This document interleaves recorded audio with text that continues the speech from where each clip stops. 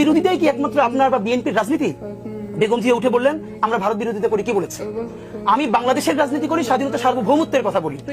বাংলাদেশের স্বার্থের কথা বলতে গিয়ে যদি কোনো দেশের বিরুদ্ধে যায় সেটা আমার কি দোষ? এবং শেখ হাসিনা 2008-এ নির্বাচিত হয়ে প্রথম যখন ইন্ডিয়া সফরে গেল তখন বেগম জিয়া বললেন যদি দেশের জন্য ভালো কিছু করা হয়, আমি একদম শব্দটা ধরে বলতে পারি, তাহলে স্বাগত জানাবো।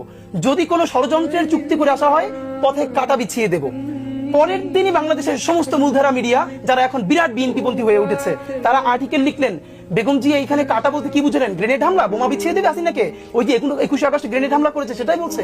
এই যে কোনো কিছুকে তোয়াক্কা না করে গণমানুষের কণ্ঠস্বর হয়ে উঠতে পারা, এবং ভাবেন তিনি কিন্তু একজন নারী, এবং একজন নারীর জন্য তার সন্তান হারানো। তারেক রহমান সাহেবকে যখন পিজিতে 111-এর পরে নেওয়া হয়েছে, আজকেও ছবিটা দেখছিলাম, এবং তখন আমরা ছোট, বেগম জি ওনাকে দেখতে গেছে, তারেক রহমান সাহেব ঘাড় সোজা করে মায়ের কোলে মাথা রাখতে পারতেছেন না।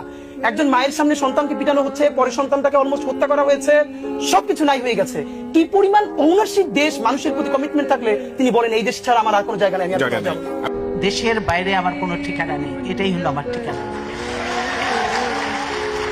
এই দেশ, এই দেশের মাটি, মানুষই আমার সবকিছু, কাজে আমি দেশের বাইরে যাব না।